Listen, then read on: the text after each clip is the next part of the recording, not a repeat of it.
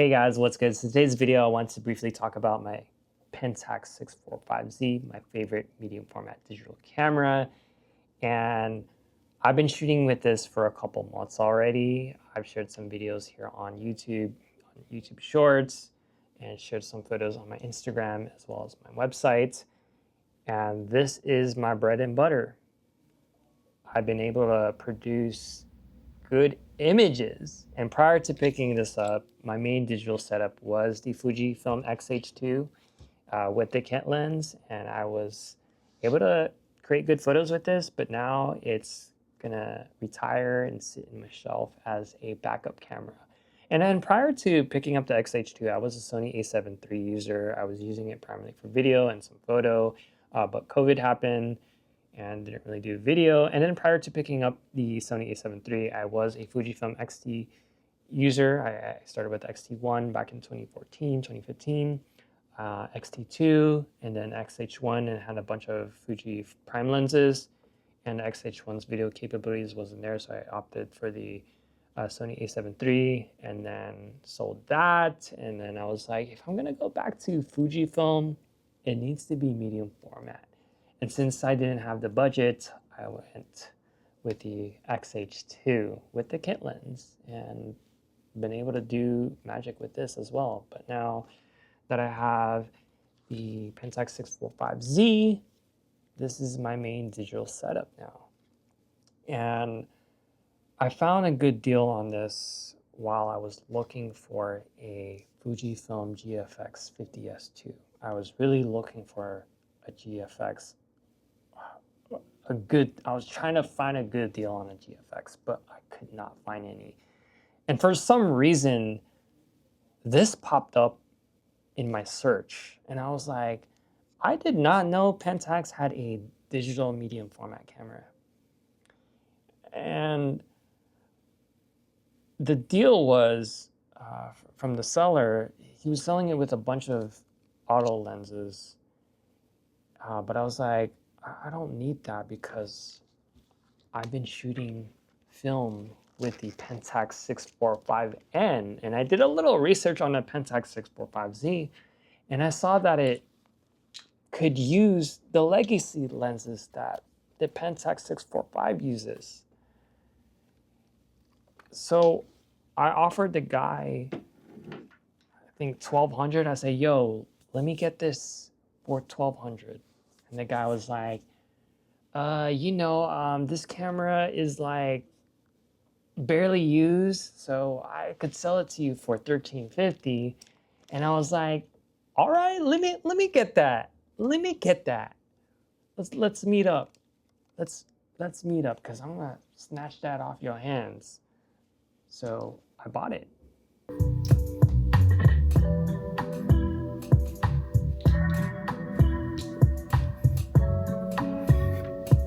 Yo, so I just wanted to pop this in. This is the Neewer HB80C LED video light. This is something that I've been wanting for a while now.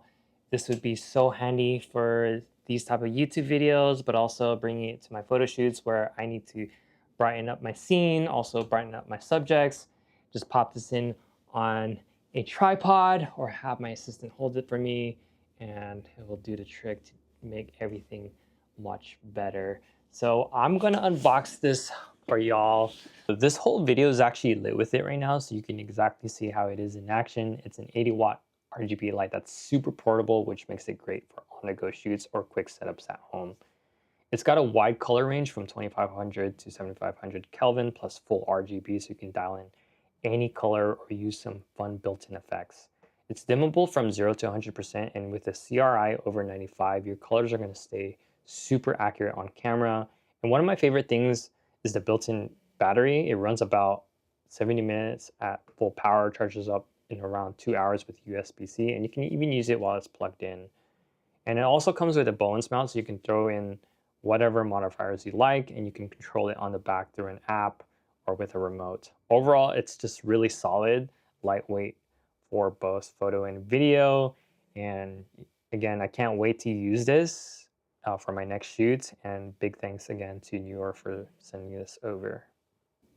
$1,350, is a good deal, because if you go on eBay, if you go on the marketplace right now, even at that time, and I was like, yo, this camera body goes for 2K to 25K, depending what condition and what it comes with. And if it goes 3K, it's bundled with a bunch of lenses.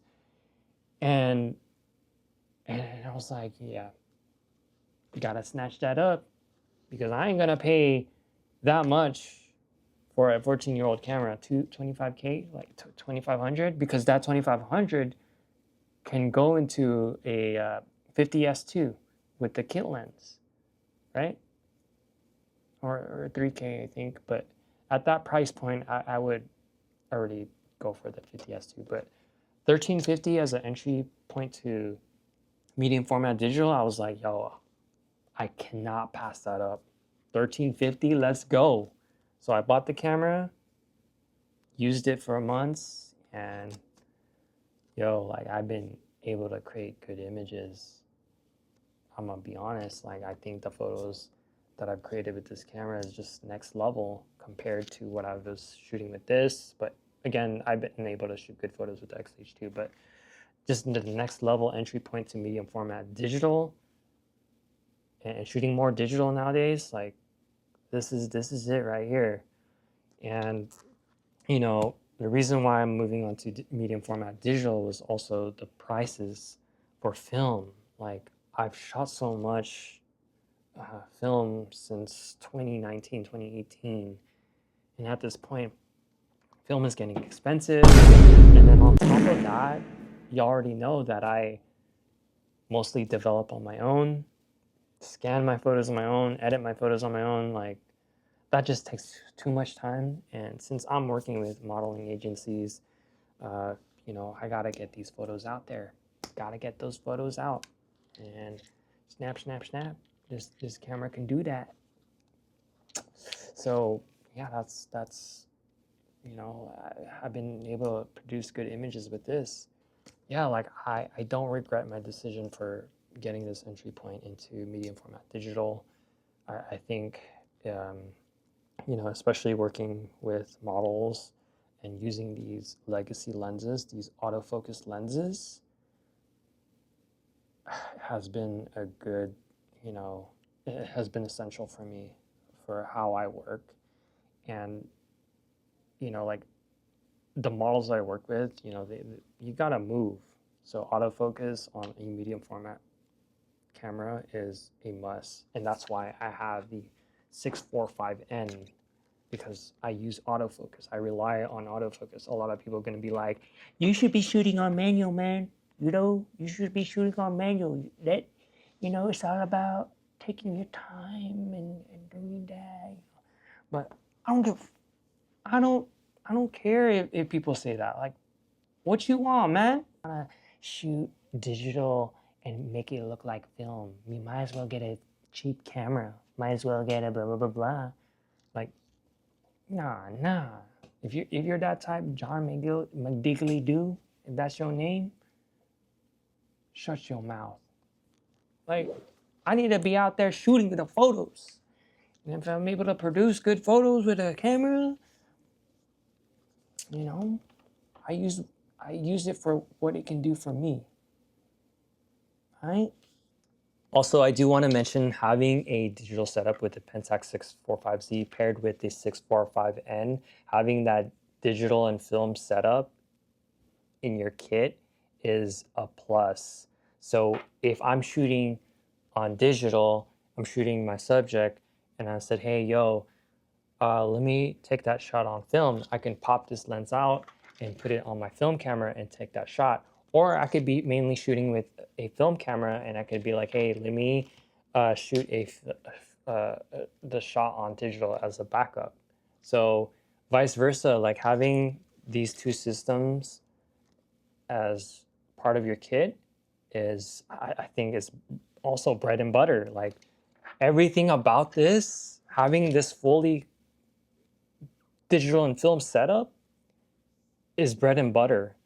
Bread and butter with the legacy lenses, bread and butter with two systems. Like, this is such a good setup, I think. And for me to be able to buy this camera for that cheap of a price with the lenses that I already have. Again, I couldn't pass that up. So having both this setup, film and digital, for the work I do, it's just amazing. Just amazing, y'all. This camera is good for you. I think the only thing that I could say that is not, I wish it could be better is, like I wish it was not as big as this, but this is a workhorse camera, right? You're out there shooting in the field. This is big and just expect good things out of it. But anyways, like, yeah, it is chunky. It is sometimes slow at times because, yeah, it's old technology. The memory card write speed is limited, and sometimes the autofocus can be a little janky, but I've been able to shoot with it. So in this session that I'm about to show you, when I was in New York, it's probably one of my favorite sessions. I shot in studio and I shot outdoors. In studio, I did studio lighting as well with the strobe and natural light, and then outdoors was mostly natural light. And it was also raining, and then I also shot the model while she was moving, so shooting stuff in motion. So I'm like moving around, walking backwards, snapping the photos, and I've been able to create some great images with it, But yeah, like you can say like, oh, those photos look editorial. The image quality is great. It's perfect. So that is what I want to show you guys, is that it can create good photos. So yeah, I'm gonna stop yapping. Hope you enjoyed this 10-minute yap, and I hope this little video session here. I thought of doing a long form video. Yeah, I'm gonna do a long form video, but I wanted to share this photo session and show you guys examples from the Pentax 645Z in full action within a 1 hour, 1 hour and a half photo shoot. And yeah, I've been able to create good photos with it, so y'all better like it. But anyways, I thank you guys for watching, so I'll see you guys in the next one. Peace.